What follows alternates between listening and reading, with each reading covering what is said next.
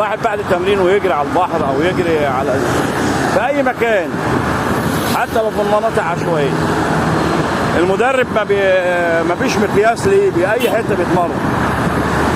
ده اللي انا اتعلمته وانا صغير. اتعلمت ان انا ما فيش حاجه اسمها مستحيل عندي. ياخدوني في منطقه ما ياخدونيش في منطقه. العيال الصغيره اللي هي ملهاش لازمه او الناس اللي هي كل ما اروح امسك مركز شباب ولا نادي يقولوا ده خلي بالك ده ارهابي ده، وشويه احوال.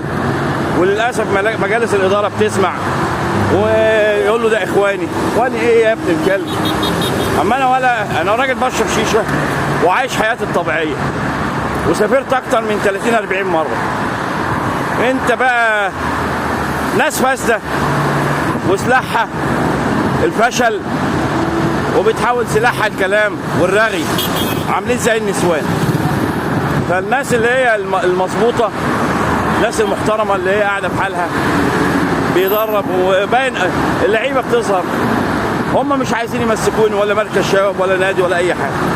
عادي انا بتمرن مع نفسي، انا عايش لنفسي دلوقتي، مش هتقف الدنيا عليهم هم يعني. مش عايزين يستفيدوا مني، في الف سلامه، ربنا ما يحوجنا ليهم.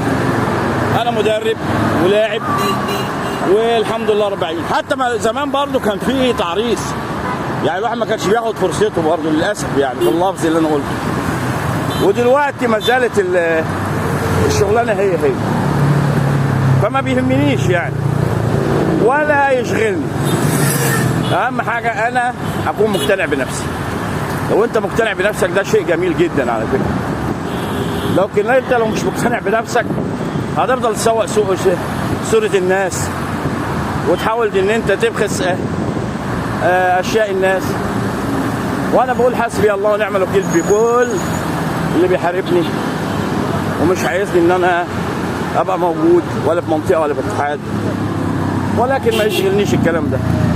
سافرت بره، انا مدرب، قعدت هنا الحمد لله انا مع نفسي وعندي امكانيات مش موجوده بفضل الله رب العالمين. يلا السلام عليكم.